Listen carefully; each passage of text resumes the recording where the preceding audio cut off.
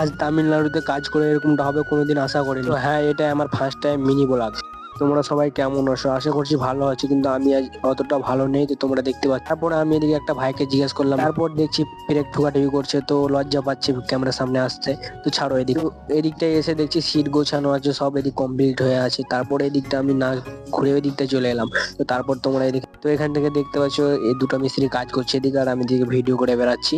তো আমার বারণ করলে যে ভিডিও করিস না, ক্যামেরা লাগাচ্ছে, তাও আমি শুনলাম না ওদের কথা। তো এদিকে আমাদের ভিউটা দেখালাম। তার এদিকে একটা স্কুল, হ্যাঁ এইখানে একটা স্কুল হচ্ছে, তো স্কুলে আমরা কাজ করছি। তো আরেকটা পাশে স্কুল হচ্ছে, তাই কাজ হচ্ছে এটা।